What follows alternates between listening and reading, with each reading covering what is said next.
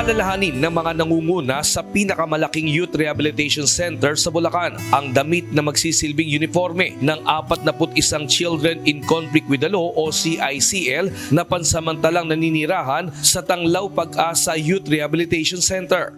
Yun po sana gusto namin na magkaroon po ng plain na white t-shirt po yung mga bata.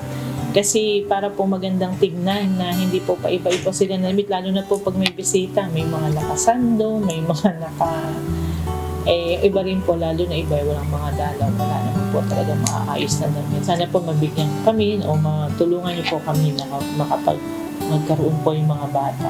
Ayon kay May Entenya, OIC ng Tanglaw Pag-asa Youth Rehabilitation Center, naaawa sila lalo na sa tuwing may mga okasyon o pagdiriwang kapag hindi nagiging kaaya-aya ang suot ng mga bata dahil sa magkakaiba ang ginagamit nilang damit. Kaya naman, pangarap ng mga staff na makita ang mga kabataan na nakaayos at may pare-parehong kasuotan tuwing may pagdiriwang sa loob ng center.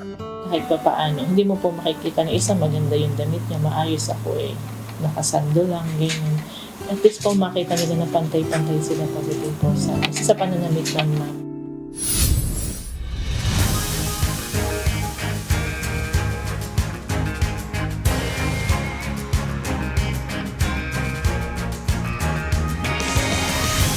Bilang sagot sa hiling na ito, agad na nagtungo ang Members Church of God International o MCGI Youth ng Bulacan upang magatid ng mga puting t-shirt na magsisilbing uniforme ng mga CICL sa Tanglaw. Pagbibigay niyo po ng oras. Salamat sa MCGI Cares talaga kasi pag-aalaga.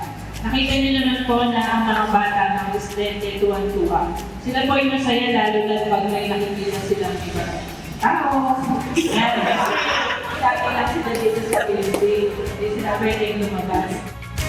Bukod sa t-shirt, naghanda at nagkaloob din ang MCGI ng isang libreng tanghalian para sa mga residente ng center. Naghandog din ng mga awit ng pag-asa at pag-ibig ang mga MCGI youth. Mula po sa puso ng Tanglaw, maraming salamat po sa MCGI Cares, lalo na po sa mga kabataan na kasama ninyo.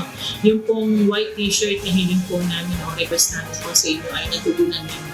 Maraming pong salamat kasi malaking tulong po sa mga bata. Salamat sa buhay din ng mga bata ng youth ng MCGI. Sana ipagpatuloy nila yung mabuting gawain para sa kapwa. Maraming salamat sa inyo.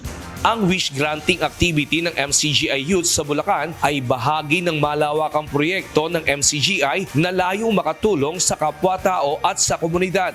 Ito ay bilang pagsunod sa aral na itinuturo ng Panginoong Hesus na gumawa ng mabuti at magpakita ng pag-ibig sa kapwa. Nestor Torres, UNTV News and Rescue. Diyos ang aming sandigan, serbisyo publiko ang aming pinahahalagahan.